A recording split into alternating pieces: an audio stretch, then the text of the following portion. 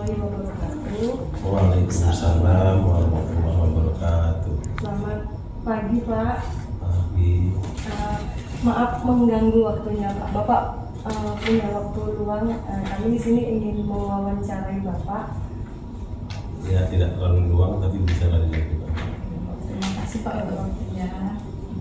Kami di sini Pak, tujuan kami kemari untuk mewawancarai Bapak untuk memenuhi tugas kami di calon guru penggerak di demonstrasi kontekstual, di mana di modul 3.1 pengambilan keputusan berbasis nilai-nilai kebajikan sebagai pemimpin.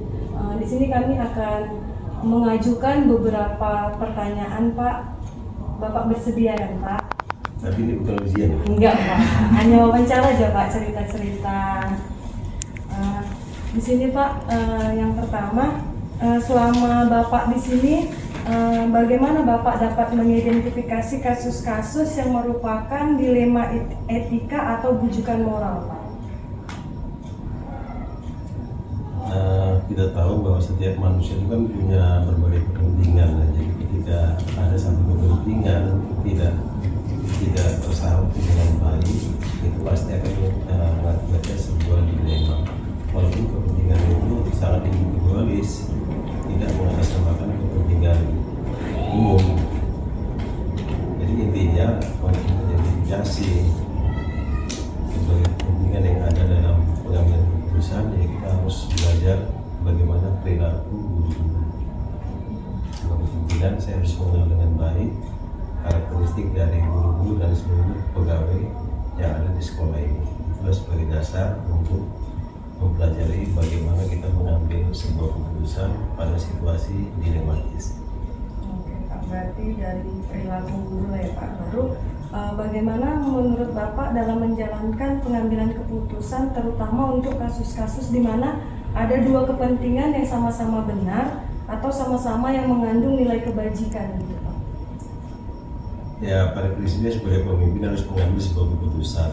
Tapi ketika keputusan itu diambil, itu tidak serta-merta merepresentasikan sebuah keputusan yang benar. Oleh karena itu, ketika ada dua pilihan, dua opsi yang sama-sama mengandung nilai kebenaran, dan ketika kita harus memilih, ada beberapa alternatif sih.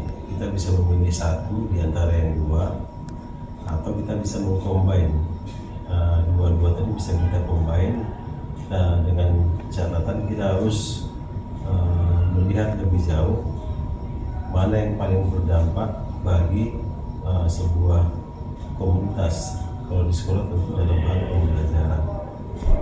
Kemudian setelah keputusan kita ambil, kita juga harus melakukan kajian kembali, refleksi kembali apa dampak dari keputusan yang kita ambil. Jadi ada dua opsi, memilih satu.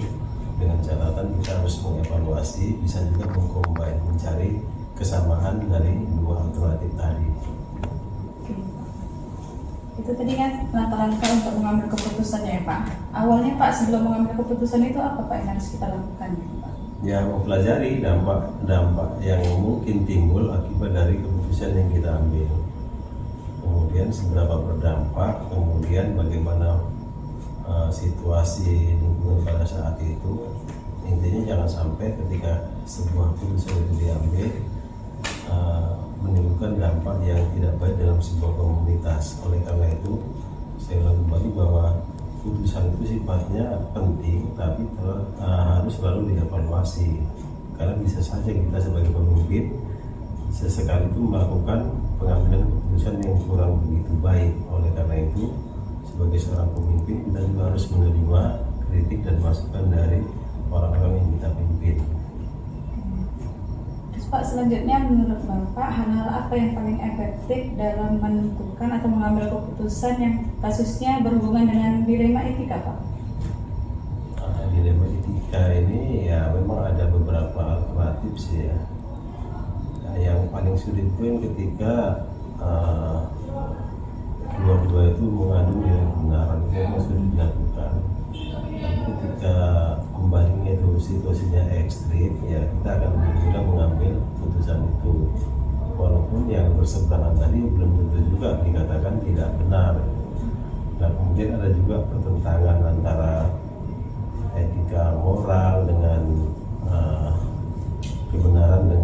majikan, kemudian ada tiga situasi dilema itu kan. Ya intinya itu tadi lah, seberapa berdampak setiap keputusan yang kita ambil. Kemudian yang kedua, kita tidak berhenti di satu titik itu, kita juga harus mengevaluasi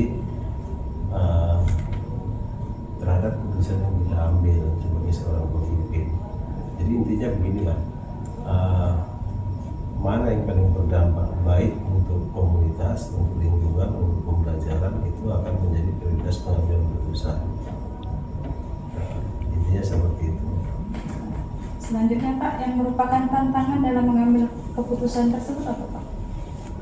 Ya pastilah ketika kita memutuskan itu ada pihak-pihak yang tidak berterima. Tapi pemimpin harus mengambil keputusan, karena prinsip pemimpin itu tidak mungkinlah membuat semua orang senang, tapi tidak meminimalisir permasalahan yang terjadi akibat dari sebuah keputusan yang kita ambil. Oleh karena itu keputusan kolektif itu penting dilakukan. Jadi sebelum kita memutuskan sesuatu, kita harus mendapat masukan dari berbagai pihak. Tapi jangan sampai pula karena terlalu banyak meminta masukan, keputusan itu jadi bias, berbau dengan kepentingan tertentu, itu juga tidak boleh. Baik Pak, selanjutnya Pak, apakah Bapak memiliki tata kelola atau jadwal tertentu nih Pak dalam penyelesaian sebuah kasus dilema? Misalnya gini Pak, kasus itu diselesaikan di tempat atau dijadwal untuk penyelesaiannya Pak? Gimana kira-kira Pak? Ya tergantung pada kesulitan pengambilan keputusannya, masalah yang dilihat itu apa. Kalau yang masalah itu bisa diselesaikan pada saat itu juga, ya disegerakan, karena prinsipnya tidak boleh menunda-nunda sebuah keputusan. Semakin kita tunda itu tidak akan semakin baik, tapi justru akan menimbulkan masalah-masalah baru. Tapi kalau memang itu rumit, ya kita harus menyelesaikan secara bertahap. Intinya kita mulai dulu masalah satu persatu kita selesaikan sehingga secara menyeluruh itu bisa selesai dalam waktu tertentu. Jadi kalau yang memang harus seketika ya seketika, tapi kalau memang harus ada tahapan-tahapan, kita lakukan tahapan-tahapan. Baik Pak. Nah selanjutnya Pak, adakah seseorang atau faktor-faktor apa yang selama ini mempermudah Bapak ini untuk mengambil keputusan di kasus-kasus di dunia kita ini? Yang jelas peran dari semua warga sekolah itu menjadi sangat penting. Dengan mengenal mereka lebih baik, kita akan lebih mudah mengambil keputusan. Oleh karena itu memang ya kita harus punya di sekolah ini, bukan bermaksud membedakan, tapi orang-orang yang tergabung dalam komite pembelajaran itu akan menjadi sumber utama untuk memberikan masukan tanpa mengabaikan dari semua guru dan semua warga yang ada di sini. Jadi yang paling dekat kita minta masukan dari komite pembelajaran, dari para wakil kepala sekolah. Nah mereka itulah diharapkan menjadi orang pertama yang memberikan masukan. Tapi kembali belum juga masukan itu otomatis menjadi sebuah dasar pengambilan keputusan. Kita akan kaji kembali, apalagi kalau tadi permasalahannya itu memang sedikit rumit ya, butuh waktu, butuh proses, dan butuh banyak masukan. Oke Pak, ini mungkin yang terakhir nih Pak di penghujung pembicaraan kita. Dari yang sudah Bapak sampaikan tadi ya dari awal, kira-kira Pak apa yang bisa Bapak petik dari pengalaman Bapak selama ini dalam pengambilan keputusan yang kaitannya dengan dilema etika? Ya, intinya seorang pemimpin ya harus kuat dalam pengambilan keputusan, tapi jangan sampai ada kesan otoriter. Dilema itu tidak bisa dihindari, karena dalam setiap komunitas, dalam sebuah kehidupan itu selalu ada hal-hal yang pasti terjadi, situasi dilema, karena kita ketika mengambil keputusan itu banyak faktor yang harus kita pertimbangkan. Jadi memang pengalaman ini menjadi kata kunci. Pengalaman menghadapi banyak masalah itu akan membuat kita semakin bijak dalam mengambil keputusan. Sebagai seorang pemimpin ya ukuran tegas itu tidak selalu dikaitkan dengan identik dengan otoriter, tidak seperti itu juga. Karena pemimpin pembelajaran itu mengubah manusia, bukan menakut-nakuti, bukan menjustifikasi, tidak seperti itu. Jadi semua itu ada prosesnya. Oleh karena itu setiap pengambilan keputusan dalam kasus-kasus yang dilematis itu memang butuh proses untuk memutuskannya. Tapi kembali kepada awal tadi, bahwa sebagai seorang pemimpin ketika memutuskan itu pastilah ada pihak-pihak yang kurang berterima. Itu memang harus terjadi. Oleh karena itu sebagai seorang pemimpin juga harus punya residensi yang kuat, daya tahan yang kuat menghadapi masalah-masalah yang mungkin saja dan memang pasti akan terjadi dimanapun kita berada. Saya pikir pengalaman itu menjadi guru yang terbaik bagi kita untuk mengambil keputusan dalam situasi dilema. Baik Pak, terima kasih Pak atas kesediaan Bapak yang untuk menjawab pertanyaan-pertanyaan yang telah kami ajukan. Mudah-mudahan apa yang telah Bapak sampaikan ini bisa jadi pembelajaran juga untuk kami ya, dalam kaitan pengambilan keputusan, terutama dalam kasus-kasus yang dilema etika. Sekali lagi kami ucapkan terima kasih kepada Bapak. Mungkin bisa tutup. Terima kasih Pak atas waktunya, untuk kesempatannya kami bisa mengajukan pertanyaan-pertanyaan. Dan jadi mudah-mudahan dari apa yang Bapak sampaikan bisa untuk kami untuk balik lagi ke depannya. Terima kasih Pak, selamat pagi.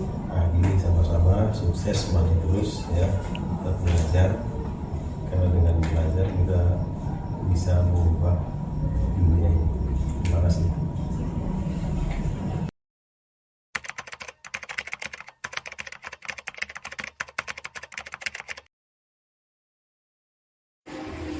Gimana kabarnya Bu?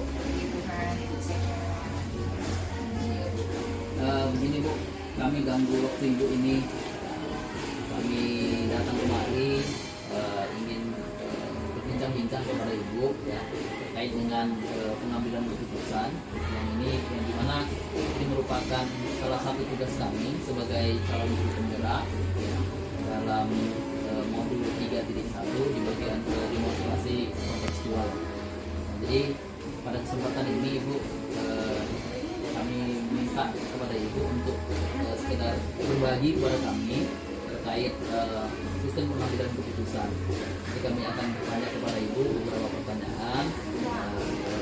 Mungkin ya Ibu bisa paparkan apa yang dari pengalaman Ibu mungkin, atau dari pemahaman Ibu selama ini seperti apa.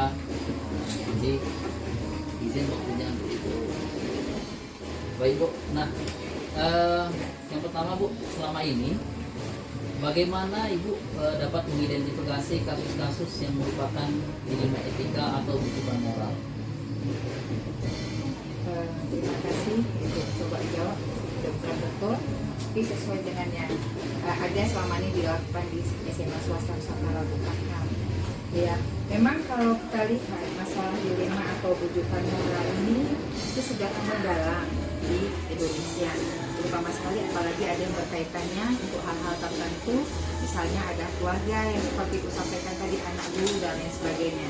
Tetapi walaupun bagaimana, kalau Ibu secara pribadi dan kami, sesuatu keputusan itu bukan Ibu pribadi, tetapi sesuai dengan rapat guru, rapat dewan guru, kemudian ada keputusannya secara bersama. Begitu ya Bu. Oke, terus berikutnya Bu, selama ini bagaimana Ibu menjalankan pengambilan keputusan di sekolah Ibu, terutama untuk kasus-kasus di mana ada dua kepentingan yang sama-sama benar, Sama-sama mengandung nilai kebajikan. Iya, atau sama-sama mengandung nilai kebajikan. Keringat dingin Ibu jawabnya. Jadi sama seperti Ibu sampaikan tadi, keputusan apapun kita harus melihat situasi. Misalnya tentang siswa tadi, ya, misalnya yang tadi disampaikan, kita juga melihat latar belakang mereka. Misalnya kayak tadi yang dibilang si Yogi tentang pandemik, lalu harus nilai bagus atau lain sebagainya. Kita juga harus melihat yang seperti Ibu sampaikan tadi, ya, apakah karena mereka anak tadi misalnya harus naik kelas lah ya, bukan pandemik misalnya sekarang, apakah dia nilainya itu jatuh? Apa karena dia ada problem keluarga, misalnya orang tuanya bercerai atau ada masalah dengan orang tua, ataukah ekonomi, ataukah kalau misalnya pada waktu COVID lalu apakah dia gak ada pakai signal itu dan ekonomi dan sebagainya. Seperti itu, tapi tetap dilihat yang benar-benar tidak merugikan satu pihak pun, tetap seperti itu. Kurasa seperti itu. Dia sampai dia berpihak kepada murid lagi gitu Ya, tetap Bu, ya. kepada peserta didik. Peserta didik, Ya, jadi kita tetap kepada peserta didik walaupun siapa di belakang daripada yang istilahnya yang apa tadi? Yang menjadi kepentingan tadi ya Bu ya. yang berkepentingan. Ya. Tetap dilihat, kita tetap berpihak kepada peserta didik, ya. Oke. Mungkin untuk pertanyaan berikutnya Bu Oke, sampaikan. selanjutnya Ibu ya. Langkah-langkah seperti apa Bu yang selama ini Ibu lakukan, yang biasa Ibu lakukan dalam mengambil keputusan? Yang pertama kita melihat dulu apa permasalahannya, kemudian disampaikan kepada Dewan Guru, kita rapat dengan Dewan Guru, kemudian waktu rapat itu kita lihat apa pendapatnya, disitulah kita mengambil keputusannya yang terbaik untuk kembali ke peserta didik ini. Kemudian Bu, selama ini apa sih yang Ibu anggap efektif dalam mengambil keputusan yang merupakan kasus-kasus dilema etika ya Bu? Apa selama ini dianggap efektif dalam pengambilan keputusan pada kasus Cara yang efektifnya itu bagaimana? cara efektif saya tetap dengan berdiskusi dengan tetap berpihak kepada yang terbaik lah, yang tidak merugikan satu pihak pun. Kemudian Bu, apa sih tantangan dalam Ibu mengambil keputusan yang berhubungan dengan dilema etika ini? Ini tantangannya banyak tuh. Pasti ada tantangan, Iya. bukan banyak, pasti ada tantangannya ya. Dalam pengambilan kebijakan tadi atau keputusan tadi pasti ada yang merasa dirugikan. Karena kita mengambil keputusan bukan berdasarkan istilahnya nggak melihat muka, tetapi berdasarkan keberadaan, misalnya nilai ataukah keadaan-keadaan yang mendukung daripada yang harus diambil, harus diselesaikan. Ada yang kurang? Baru Bu, selanjutnya apakah Ibu memiliki sebuah jadwal tertentu untuk menyelesaikan suatu masalah ini? Misalnya Ibu punya masalah, apa langsung saat kejadian itu langsung diselesaikan masalahnya, atau punya jadwalnya harus kapan gitu Ibu dilakukan? Yang kalau permasalahan itu harus mendesak diselesaikan. Tetapi kalau tidak, Ibu tetap dengan musyawarah Dewan Guru atau dengan guru BK atau wali kelas atau dengan orang tua. Orang tuanya dipanggil untuk menyelesaikan seperti itu. Atau orang-orang yang terkait di situ. Yang terkait dengan masalah itu. Dengan masalah tersebut, ya. Baru Bu, adakah seseorang atau faktor-faktor yang selama ini mempermudah atau membantu Ibu dalam mengambil keputusan dalam kasus-kasus dilema etika Ibu? Pasti ada, ya kan, guru BK, wali kelas. Karena biasanya guru BK dengan wali kelas itu mengetahui latar belakang siswa, keluarga siswa, dan juga orang-orang tertentu yang mengenal daripada peserta didik tersebut. Ini kan kepada peserta didik kan? Iya Bu. Baru Bu, dari semua hal yang tadi telah Ibu sampaikan, pembelajaran apa yang dapat Ibu petik dari pengalaman Ibu selama mengambil keputusan dilema etika Ibu? Kira-kira pengalaman yang paling berkesan lah Ibu dalam ini memang berkesan kali. Saya dua kali tidak dicakapi keluarga. Yang satu anaknya tuh keluar dari sekolah ini, bisa itu kan? Bisa, Itu ya. kan? Anak kakak saya keluar dari sekolah kita ini karena mereka tidak masuk, dan dia sampaikan ke rumah, dia masuk, dia tinggal kelas katanya karena tante. Yang kedua kemarin mungkin masuk juga di SMA 1 dia, cucu kakak nggak masuk di sini, saya arahkan pindah, kemudian dia tidak masuk ke SMA 1, di SMA 1 dikeluarkan. Saya juga nggak dicatat masuk. Ya. Dan ada juga orang-orang tertentu, maksudnya dianggap musuh, dianggap saya ibu terlalu idealis, tidak membantu yang harusnya dibantu. Nah, kemudian ada juga keluar guru atau kerabat guru yang juga merasa dirugikan karena keputusan daripada apa tadi, keputusan dilema etika.